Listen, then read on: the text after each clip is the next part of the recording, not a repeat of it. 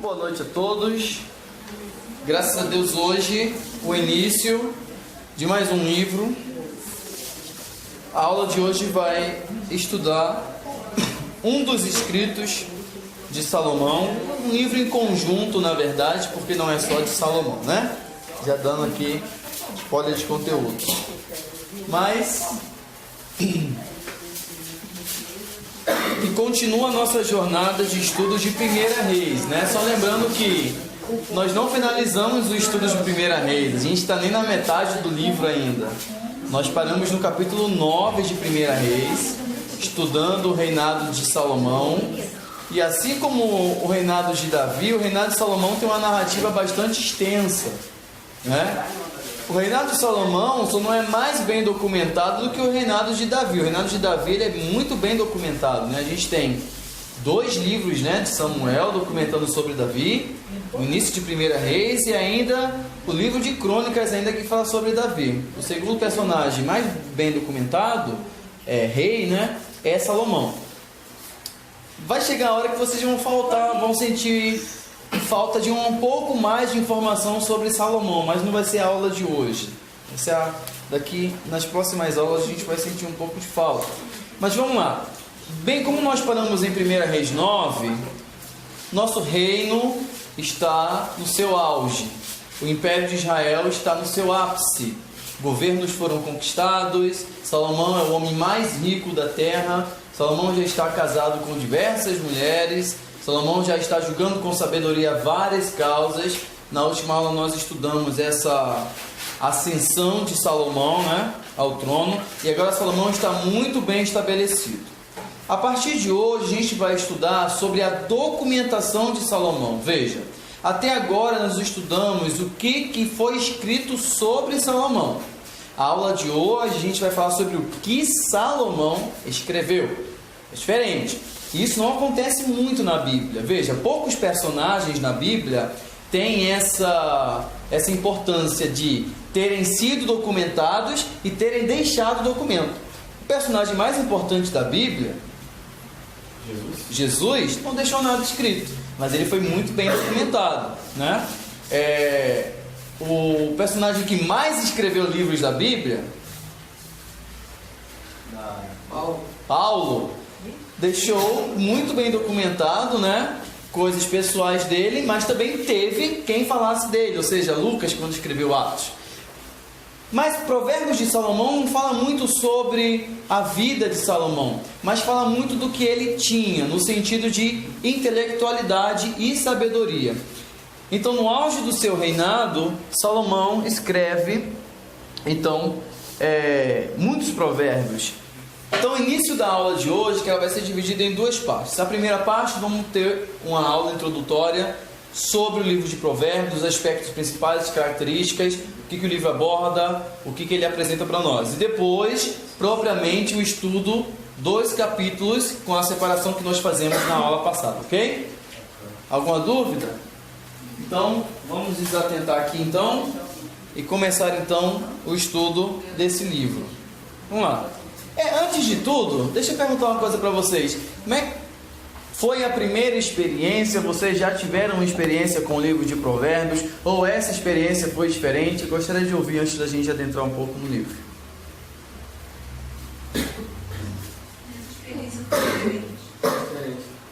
Já teve experiência antes, só que essa foi diferente.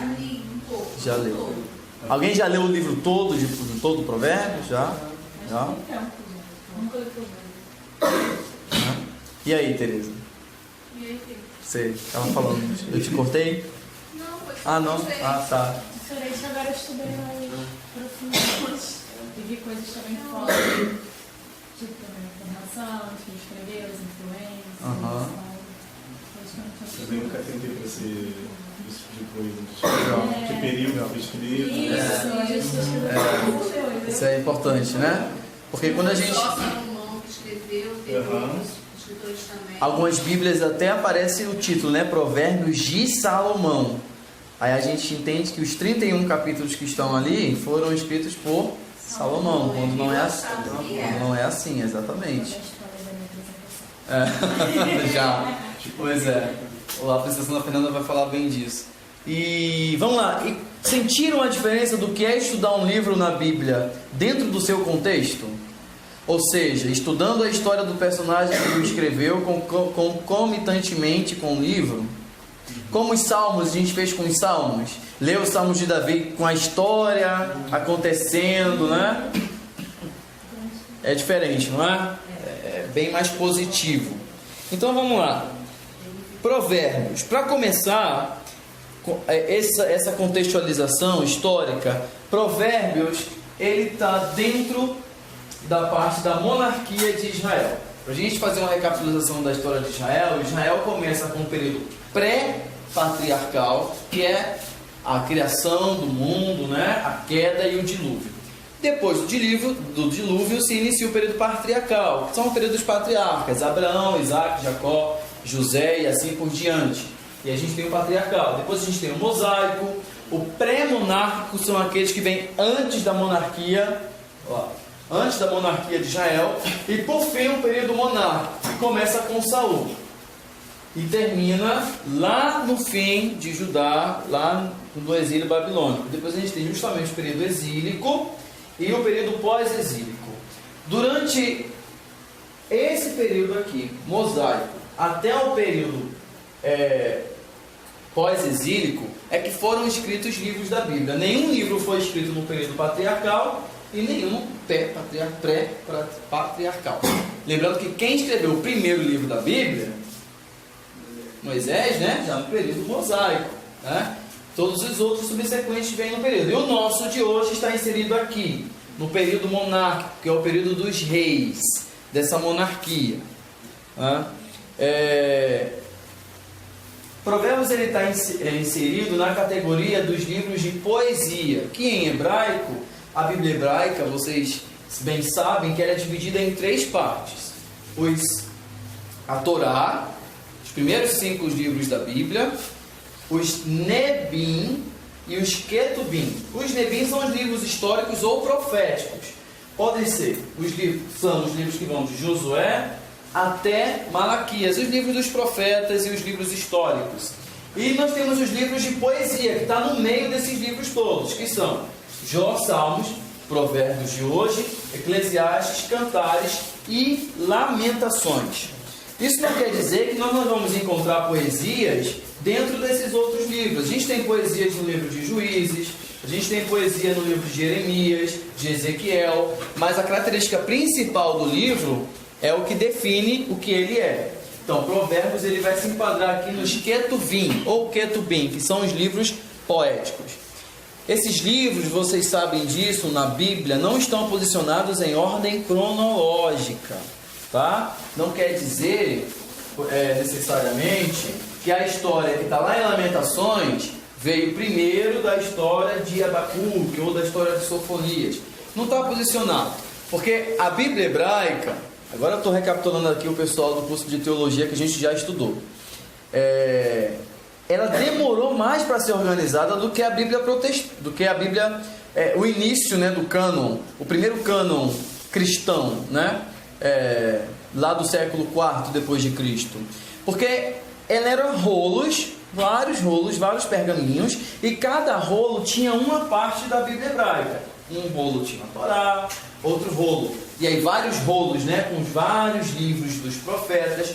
Um rolo só, originalmente, tinha todos os profetas menores. Vocês imaginam os 12 profetas menores num rolo só de papiro, né? E cabe, eles são pequenininhos, né? Depois tinha os profetas maiores, né? Lembra quando Jesus entrou na sinagoga e leu um trecho da Bíblia? Vamos dizer Bíblia, né? Entre aspas, Bíblia. Te lembra qual foi o livro da Bíblia que Jesus leu na sinagoga? Isaías. Estava no rolo dos Nevilim, né? No rolo dos profetas. Ele leu aquela passagem lá, né? O Espírito do Senhor está sobre mim. Então, Provérbios está nessa categoria. Fala, Fernanda. Só uma dúvida que eu pesquisei.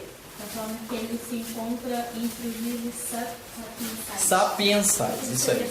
Vou falar disso já. Tá? Vamos lá. Agora, na verdade, o que são os livros sapiensais? São os livros poéticos. São os livros de poesia, né? Quais são as características dos livros sapiensais? Os livros de poesia muito demonstram da mentalidade do povo pelo qual eles são escritos.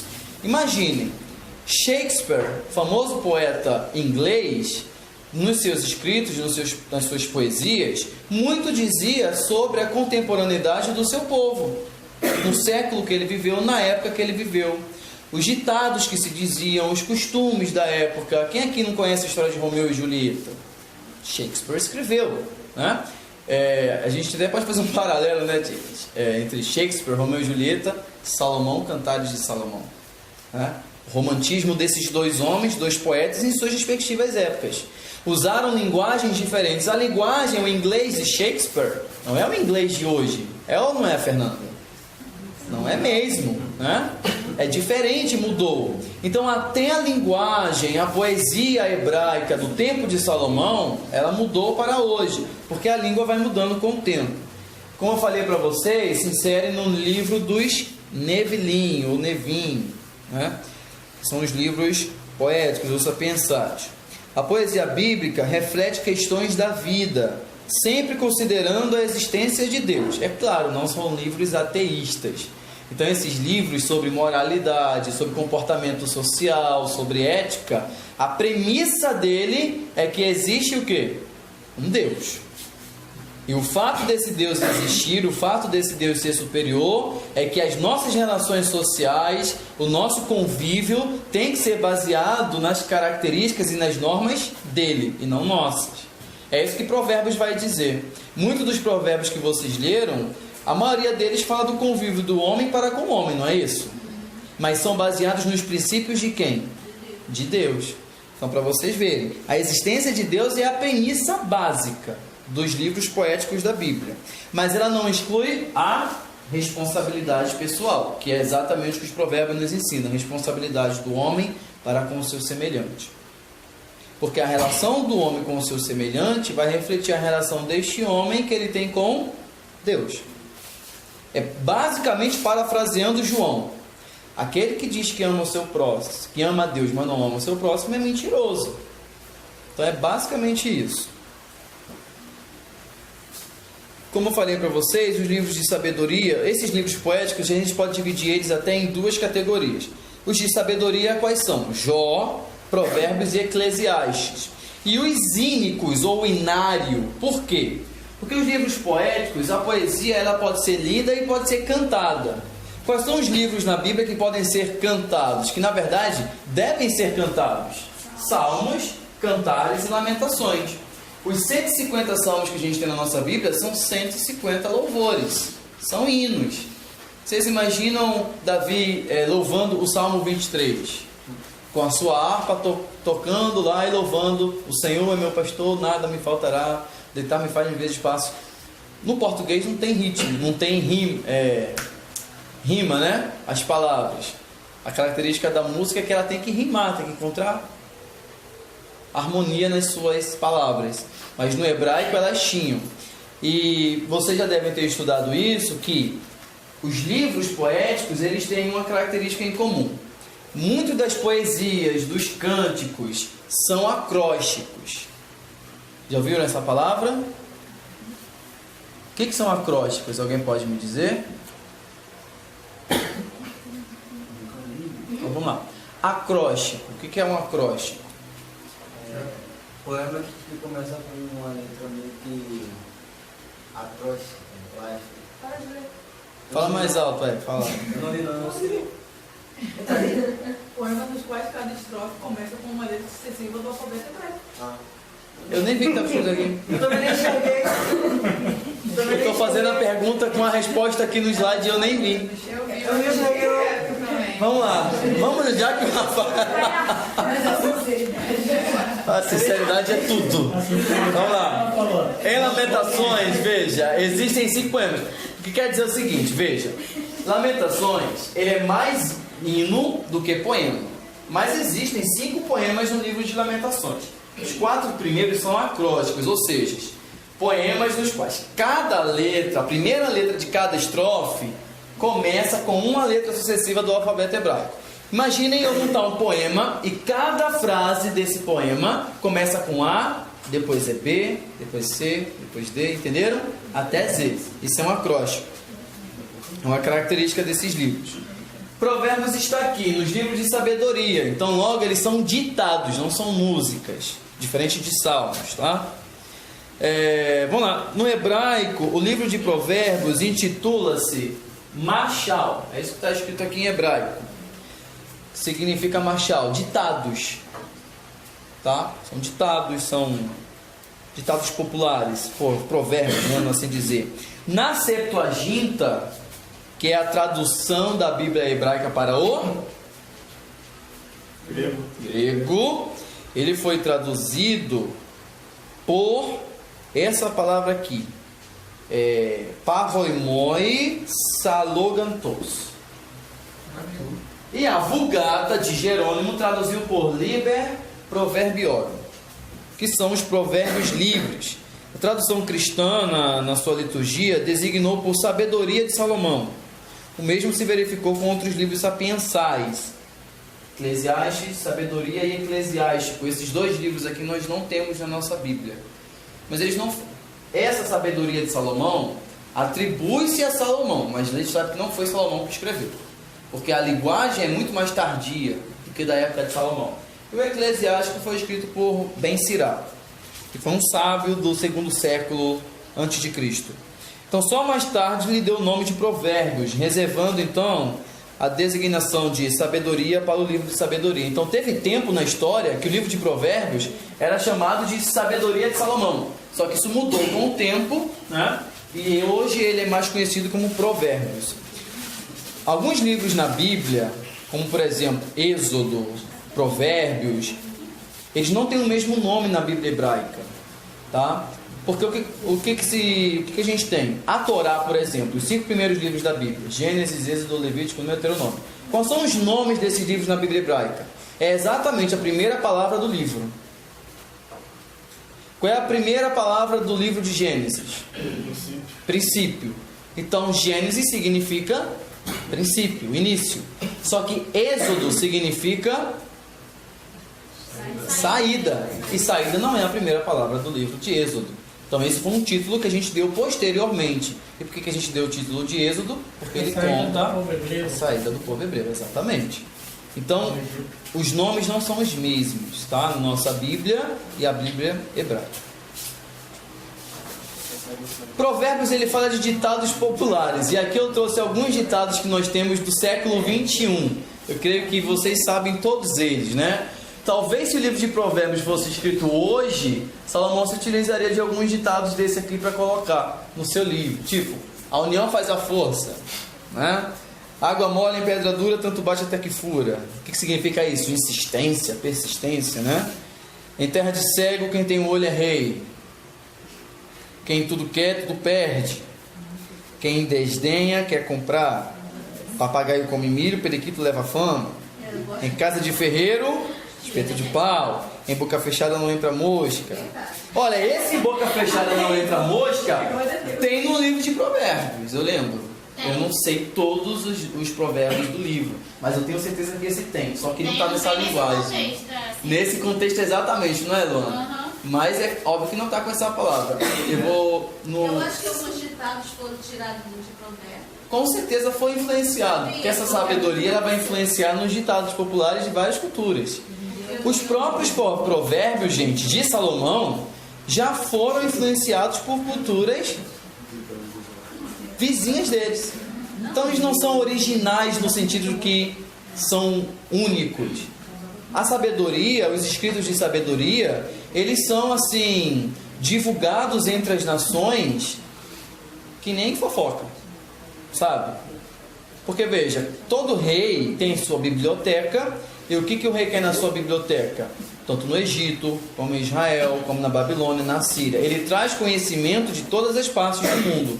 E Salomão foi o rei mais sábio do seu tempo. Então os escritos de Salomão estavam não só em Israel, mas em muitas nações durante o seu tempo.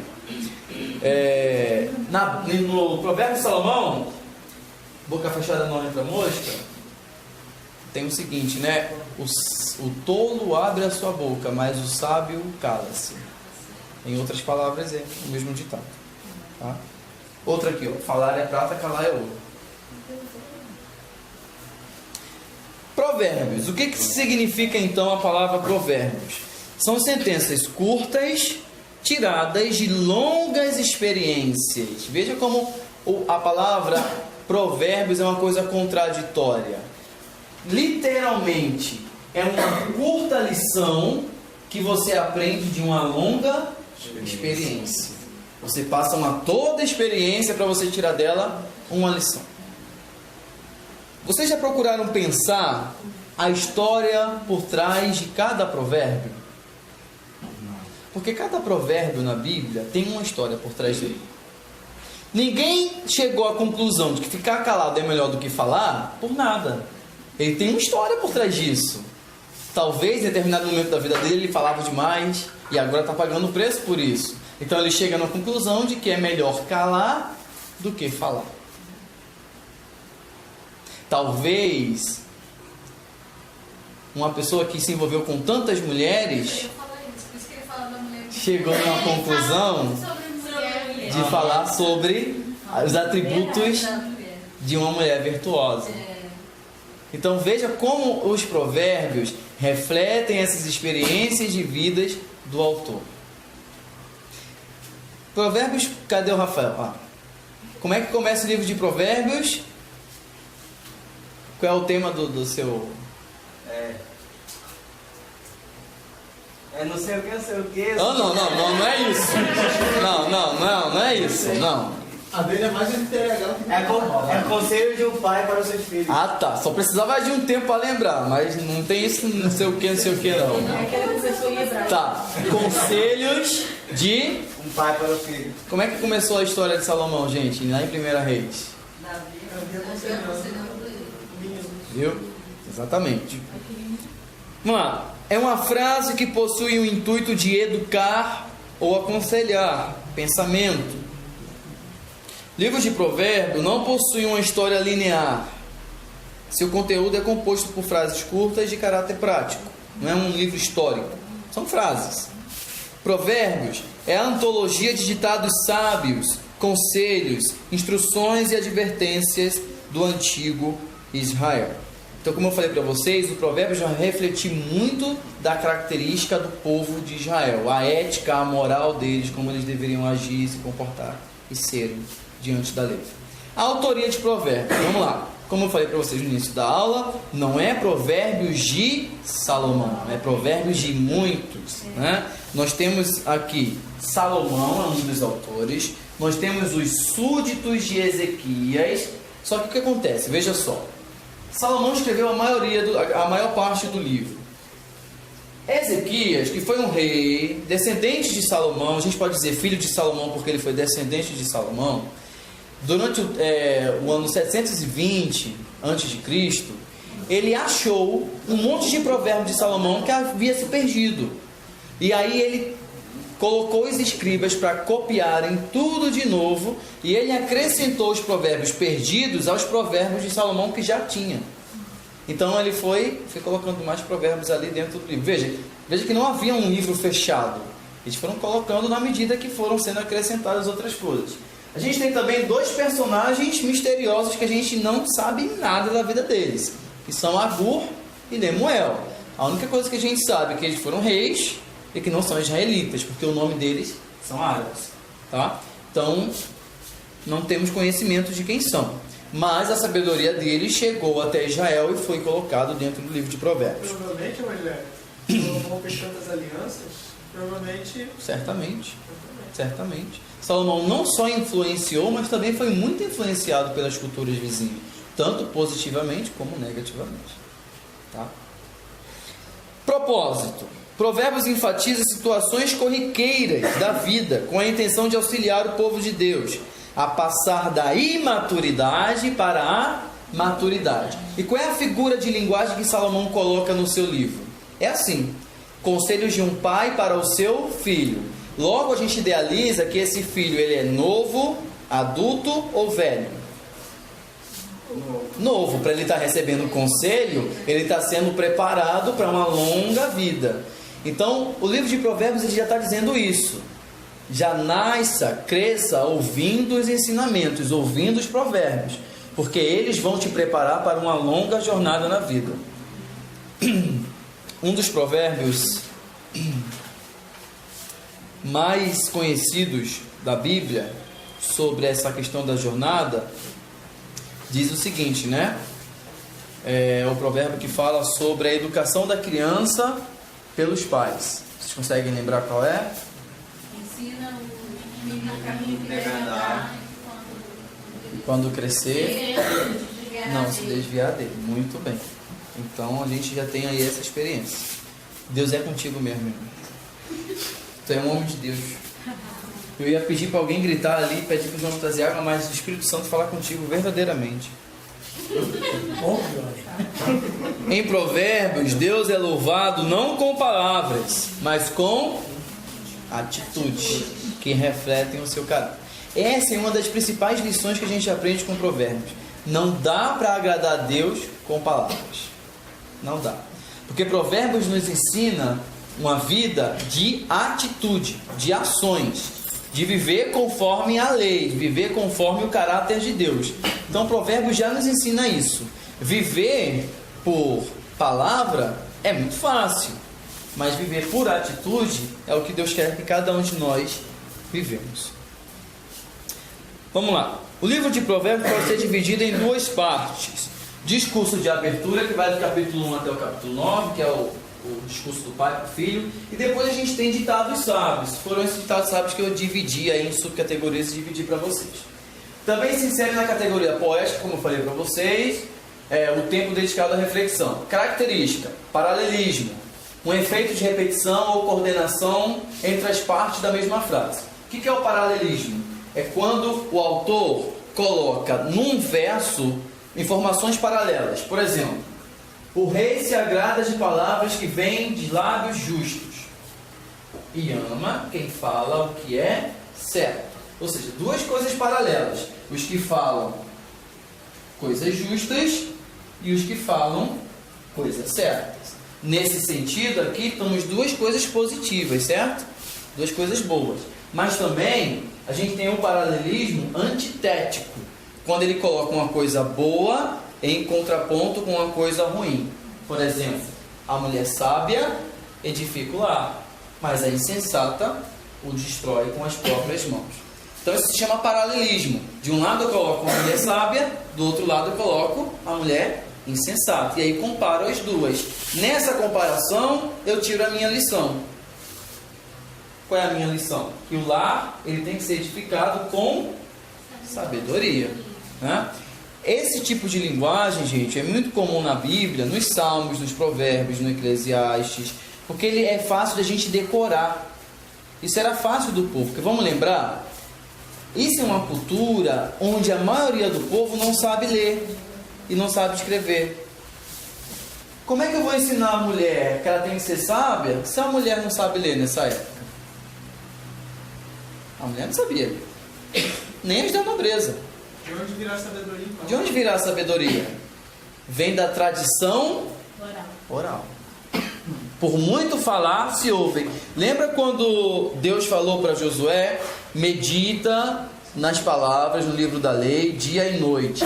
Lembra do Salmo: escondi a tua palavra no meu para não pecar contra ti. Isso é uma tradição oral. O povo de Israel, a principal fonte de sabedoria deles, de conhecimento, é a tradição oral. É o que passa de boca em boca e é guardado na mente e no coração. Porque muitos deles não têm educação para ler e para escrever. E não tem acesso, né, gente? Nessa época, ninguém distribuía os provérbios de Salomão na rua assim que nem hoje tem a Bíblia. Folhetim. Hoje em dia você tem pessoas que não sabem ainda ler e escrever, imagina naquela época, né? Exatamente. E como as imagens eram proibidas pela lei, então a única coisa que a gente tem por onde aprender é pela palavra. Uma das coisas, né, contraponto com isso agora, que a Igreja Católica fez para doutrinar o cristão, foi decorar as igrejas com passagens da Bíblia. Por que igrejas católicas são tão decoradas? Porque as pessoas não sabem ler. Eles contavam a história, quando olhavam para aquela imagem, lembrava de toda aquela situação. Olha, aqui é Jesus curando um coxo, aqui é Jesus curando um cego, aqui é as almas sendo lançadas no inferno, que é para onde a gente vai se a gente não obedecer à igreja. É exatamente isso, tá? Então a imagem é essa educação. E aqui na tradição israelita, na tradição hebraica, a educação é você ouvir e guardar a palavra. Também encontramos comparações e imagens poéticas também dentro desse cantar. Bom, como eu falei para vocês, tem uma longa duração, né? Você ia falar um negócio agora? É interessante que a gente encontra mais imagens relacionadas ao inferno do que ao céu nas igrejas. Você parou para observar isso? Mas isso é uma forma de você convencer pelo medo. E isso começou, essa cultura de você decorar igrejas com cenas do inferno e tal, muito depois de um autor florentino, da cidade de Florença, na Itália, escreveu um livro que deixou toda a Europa maluca de medo e levou um monte de gente para a igreja. Dante Alighieri escreveu um poema, já que a gente está falando de poema, escreveu um poema chamado A Divina Comédia, onde ele fala a sua trajetória, né, passando pelo inferno, pelo purgatório e pelo paraíso. Quando Dante descreveu como ele imaginava o inferno, deixou as pessoas tão malucas que levou conversões em massa na igreja. E a igreja se aproveitou do poema de Dante para decorar as igrejas com as informações de como seria o inferno do poema dele. Então, muito da noção que a gente tem de como é o inferno vem do poema de Dante. Tem uma coisa relacionada com aquela frase famosa? Qual frase? Acho que é aquela, deixar aqui toda a sua esperança com uma coisa assim, né? Abandonar toda a esperança, vós que aqui entrais. Segundo Dante, essa é a frase na porta do inferno. Isso seria correto? Desculpa, gente. Fala de novo já. Gente, vamos ouvir a pergunta aqui da... Fala. Não, porque eles falaram junto, aí fica interrompendo. Isso seria correto, convencer as pessoas pelo medo? Não. Não, deixa eu perguntar, eu também acho que não. Mas essa igreja também faz isso não. Mas não é só a igreja. Ela foi a pioneira, mas ela não é a única que faz. Essa didática permanece. Essa didática ela é muito útil. Está desconstruído na EBD. É o que exatamente. Falar de salvação, né? Quando a gente fala, é o que mais tem, exatamente. Hoje em dia se utiliza mais 2 métodos de conversão. Essa do medo já está perdendo um pouco a fama. Isso foi mais nos anos 80, 90, início do ano 2000, até tinha muito essa pregação do se converta, senão você vai para o inferno, essa batalha espiritual. Hoje em dia se converta. Não, tem, mas hoje em dia o que está em voga se converta para você ter uma vida boa. Receber sua bênção. Receber sua bênção. Então é o que? É o Evangelho oferecendo uma vida estável, né? Uma vida boa, né? Então, se você perguntar sobre fé ou sobre inferno para alguns crentes hoje, alguns vão até duvidar que Deus lança pessoas no inferno. Vão até duvidar. Não tem nada a ver não, cara. Que é isso, gente? Exorcismo aí? Ele está conferindo se tem resquícios de novo. Vamos lá. O livro, então, é uma coleção de coleções, como eu falei para vocês, porque são escritos de vários salmos, ou vários autores, né? Vamos lá. Qual é o tema principal do livro de Provérbios? Não tem outra coisa, é sabedoria. E qual é a fonte da sabedoria? Deus. Mais especificamente, de onde vem a sabedoria? Vem do temor do Senhor. E aí tem uma diferença entre temer e ter medo. Isso é muito importante. Porque quando a gente fala, olha, temer a Deus é um ponto fundamental para um bom relacionamento com Ele. E quem quer adquirir sabedoria tem que temer a Deus. Gente, como é que começa o livro de Provérbios? O temor do Senhor é o princípio da sabedoria. Salomão já está começando o livro dizendo o seguinte: quem não teme a Deus é um idiota. Ele já começa aí. Porque todo sábio teme a Deus. E aí eu quero deixar a diferença. Provérbios não é um livro que foca na inteligência, senão ele escreveria sobre história, geografia, ciências, matemática. Ele é um livro que fala de sabedoria. E a gente deixou isso claro na aula passada, que existe uma diferença clara entre inteligência e sabedoria. Quando a gente estudou a construção do templo, né? Salomão não era inteligente para construir um templo, mas era sábio para reconhecer que não era capaz e pedir ajuda para um arquiteto. Então essa é a diferença, né? Ainda mais quando era um templo para Deus, né? Não podia ser de qualquer jeito. E aí a gente tem uma citação, mas eu não vou ler agora não, porque com certeza alguém vai passar por ela depois aí. E como adquirir então sabedoria? Veja, não se trata de acúmulo de conhecimento. Acúmulo de conhecimento é inteligência, né? Uma coisa até que Salomão tentou fazer. Salomão, em toda a sua vida, tentou acumular todo tipo de conhecimento e informação que foi possível. Lembra o que Salomão foi? A gente tem lá em 1 Reis, capítulo 5, se não me engano, dizendo que Salomão até botânico ele foi. Ele acumulou conhecimento de todos os tipos de plantas, de animais, de seres vivos. Veja, ele era alguém sedento por todo tipo de ciência. Mas quando ele escreve o Provérbios, e mais tarde quando a gente for estudar o Eclesiastes, vocês vão ver que na verdade ele vai dizer que conhecimento é enfado. Quanto mais conhecimento você adquire, mais enfado você traz para a sua vida. Mas ele também vai dizer que quanto menos conhecimento você tem, mais enfado também você vai ser. Ele então, fala muito sobre a questão do equilíbrio. Fala muito sobre o equilíbrio, exatamente. É solução, realmente. Não é um acúmulo de conhecimento, mas de experiência. Então veja, Provérbios fala muito de experiência para reagir às mais diversas e difíceis situações da vida sem perder a fé e a esperança. Resumindo Provérbios: força, foco e fé. É isso. Resumindo, acabou a aula, pode. Como eu falei para vocês, o temor do Senhor é o princípio. E aí, já voltando, o que se poderia ser temor? O que é temor para vocês? Quando vocês dizem que vocês temem a Deus, o que significa? Eu acho que é respeito. Tem a ver com respeito, muito bem. O que mais? Na verdade, temor é um conjunto de várias coisas, né? Submissão, reconhecimento, oi? Consideração. Inclui medo também? Sim. Com certeza. Com certeza. Com certeza. Mas veja só, a Bíblia fala que nós devemos sim ter medo de Deus.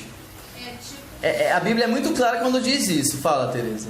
Desculpa. É tipo assim, a gente tem os nossos pais, mas a gente sabe que os nossos pais não vão fazer nada de mal. Exato, exatamente. É um medo assim, entendeu? Exatamente. É medo de que Deus é mal, vai fazer coisas para corrigir. Exato. Entendeu? Medo do carro. Até porque o programa fala sobre isso. Não é por maldade, entendeu? É medo de Deus. Veja, qual deve ser o vínculo entre a relação de um pai e um filho? Respeito, obediência para não apanhar. Acima de tudo, amor. Então, o amor é o caminho pelo qual nós nos achegamos a Deus, não é? Mas o amor também envolve temor. Então, o que Deus está nos dizendo é o seguinte: eu exijo de vocês temor, mas eu não quero que vocês venham a mim pelo medo. Vocês têm que vir a mim pelo amor. Nós somos atraídos, nós somos constrangidos pelo amor de Deus, não é? Não é o amor de Cristo que nos constrange? Não é o medo de irmos para o inferno. Não é isso. Se fosse assim, eu não sei quem deu esse exemplo domingo. Foi você, Lana, que falou que conhece alguém que disse que vai se converter antes de morrer? Foi Tereza, né? Ah, eu vou se converter antes de morrer porque... E aí é a mesma coisa. Ah, uma outra, né? Coisa assim. Tal mãe, tal filho. E é isso, mas a vida, ela tem que ser regrada no temor. Veja, lá em Tiago capítulo 2, versículo 19, diz o seguinte: dizes você que você teme a Deus? Ok, mas os demônios também temem e tremem. Eles não só temem, como tremem diante de Deus, né? Então é o que, para você ver o nível de importância que há no temor de Deus, que envolve tudo isso que vocês acabaram de dizer. E quais são os temas abordados em Provérbios? A gente tem vários, né? Cuidado com as palavras é um deles. Valor da mulher, bem destacado isso. Preguiça, fala demais sobre a preguiça. Valor das amizades também é um ponto importante no livro. E sobre honra, a pessoa se valorizar e valorizar as outras. Isso são características muito importantes no livro de Provérbios. Agora vamos para a gente finalizar essa parte. Vamos lá. Queria que alguém lesse, por favor, essa frase. Em voz alta. Alguém em voz alta? Provérbios é norteado pela convicção de que o intelecto humano, fundamentado no temor de Deus e instruído nos ensinamentos tradicionais, é a mais excelente virtude do caráter e, como tal, é o meio necessário para criar uma vida bem-sucedida em termos materiais, físicos, sociais e morais. Viu? Quem disse isso foi M.V. Fox, um teólogo. E ele está dizendo o seguinte: nossos ensinamentos são as coisas mais valiosas que nós temos, que nós herdamos. Mais valioso do que nossos bens materiais, do que o ouro e a prata. Porque todas essas coisas podem ser tiradas de nós, mas os nossos valores morais e sociais, eles não podem ser tirados. E aí eu quero, com certeza, deixar um exemplo aqui para vocês sobre 4 pessoas que com certeza a vida deles numa terra estrangeira, numa terra de costumes pagãos, cercados por todo tipo de idolatria, de luxúria, não se deixaram ser convencidos por essas coisas, mas guardaram dentro deles o caráter, a moral e com certeza o ensinamento dos provérbios de Salomão. Vocês sabem de que eu estou falando, não é? 4 jovens: Daniel, Azarias, Mesael e Ananias. Exatamente. Vocês já pararam para pensar o quanto o provérbio de Salomão influenciou na vida desses jovens? Quanto o provérbio de Salomão influenciou na vida desses jovens na Babilônia? É exatamente isso aqui que a gente acabou de ler.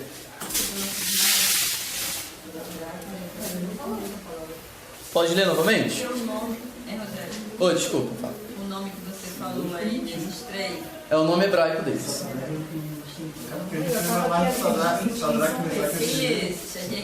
Sadraque, Mesaque e Abednego. Eu tava aqui, quem são esses?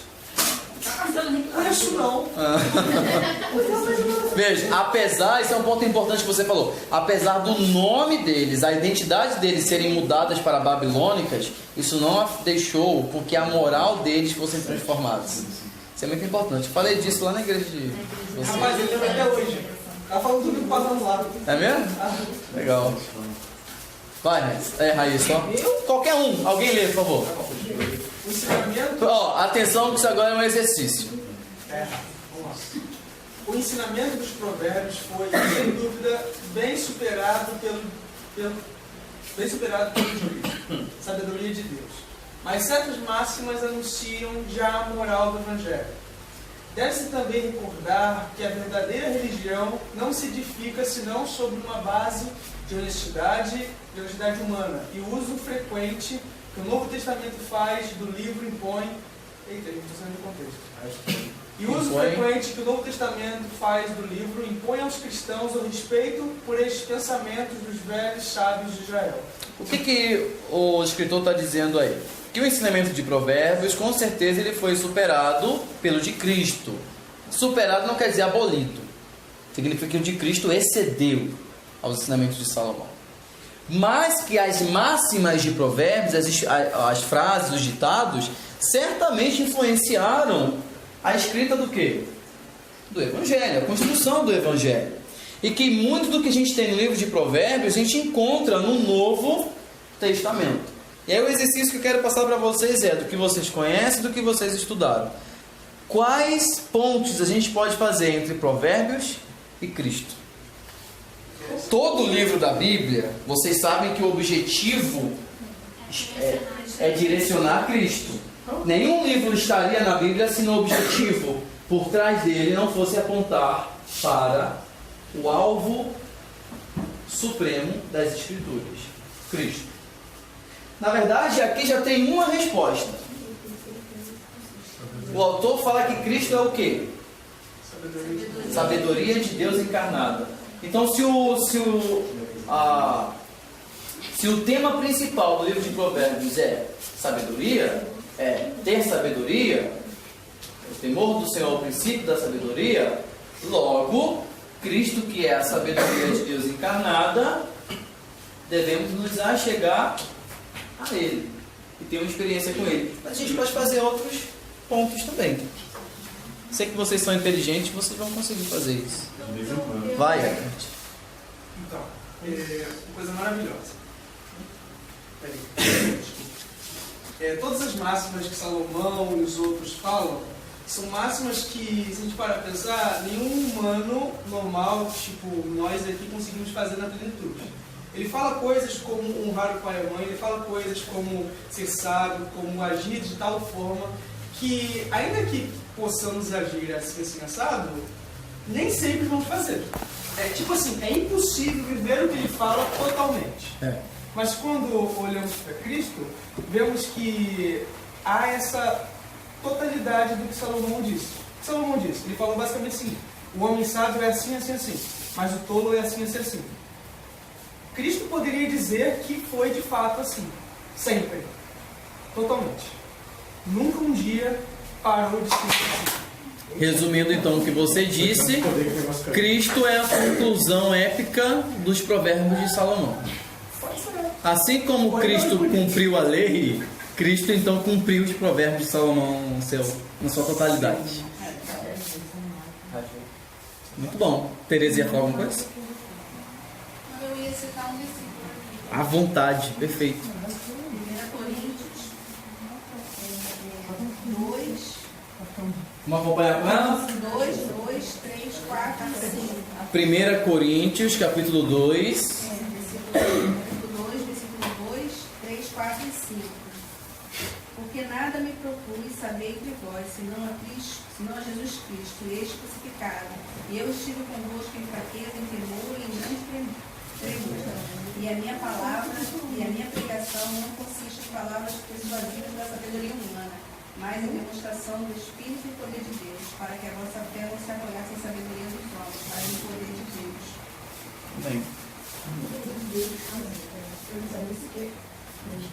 Algo mais? Alguma coisa? Vocês lembram de alguma frase de Salomão que foi repetida por Jesus? Ou foi repetida no Novo Testamento? Rapaz, tem uma coisa aqui nos conselhos que a gente pode colocar, mas meio que ficou meio que diferenciado. Porque Cristo fala os filhos obedecer o pai e a mãe. Salomão fala isso, mas no sentido um pouco, meio que ele trocou algumas palavras. Mas se você for pelo mesmo contexto, está escrito Provérbios, Efésios, Coríntios, e é o mesmo sentido. Exatamente. Assim, tem como você colocar esse ensinamento de pai para filho no ensinamento de Deus para nós. Perfeito. Posso adiantar? Pode falar. Eu vi nos ditados de sábios, né, no capítulo, a questão de Gálatas 6:7, fala que tudo que o homem plantar, ele também colherá. Que fala muito sobre a questão dos atos e das consequências. Também a questão da submissão às autoridades, tanto a autoridade divina quanto as autoridades terrenas. Eu fiz relação aqui com Romanos 13:13. Perfeito. Exatamente. Veja como frequentemente... Sim. A língua que você falou no começo, Tiago, fala cuidado na questão da língua, de falar. Exatamente.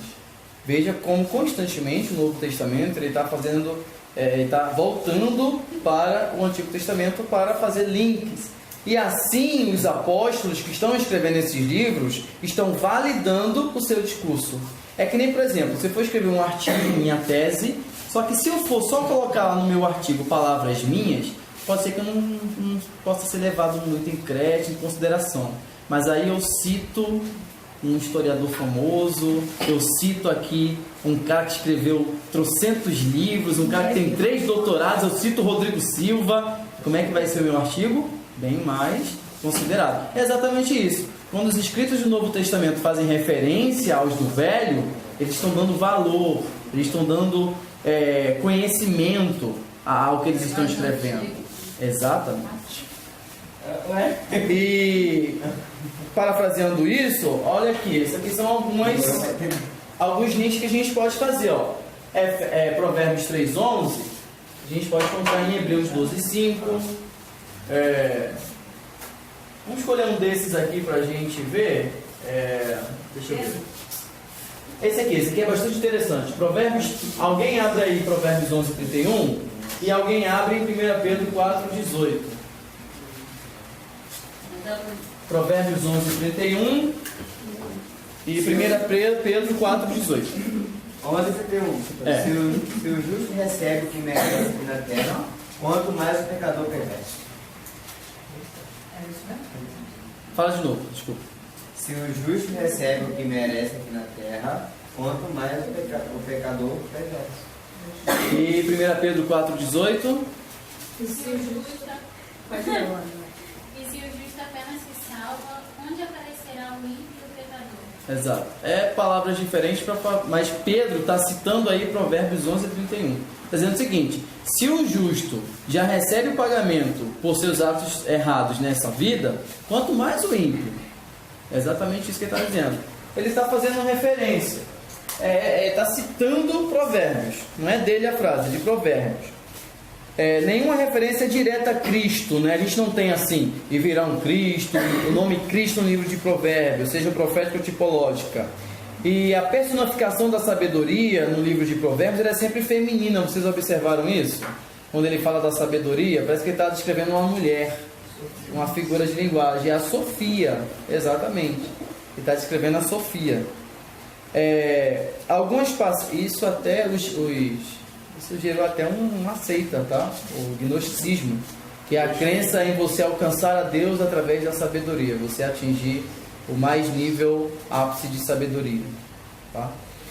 Algumas passagens parecem uma descrição inconfundível de Cristo, como lá em 8, 23 ou 31. Ele fala que a sabedoria estava no princípio com Deus, e com Deus formou todas as coisas. Veja, quem é que estava no princípio com Deus e formou todas as coisas com Deus? Foi Jesus. Lá em João 2 vai dizer, ele estava no princípio com Deus, todas as coisas foram feitas por ele, sem ele nada do que foi feito se faria. Né?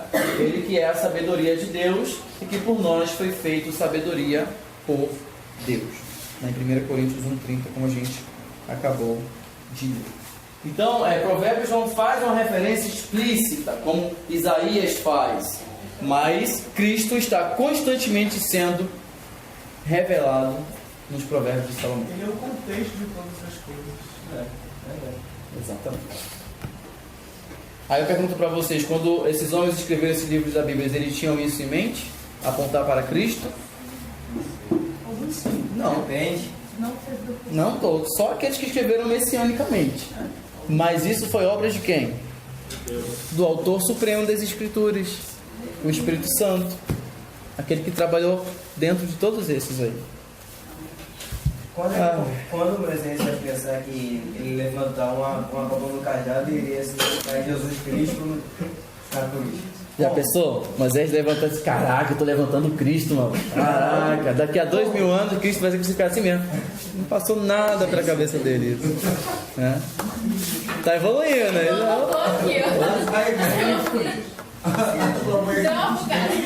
Inteligente, né? Vamos começar então?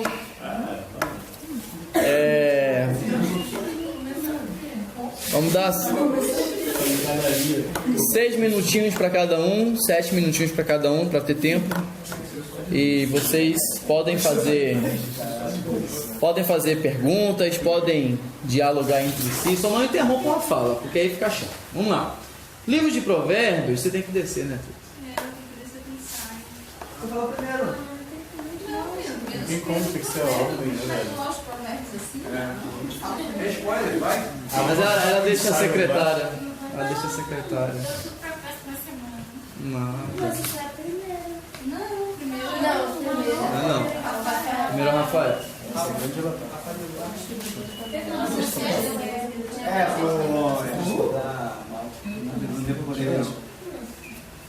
Semana que vem é Cantares. Eu quero ver se você vai descer no meio da aula.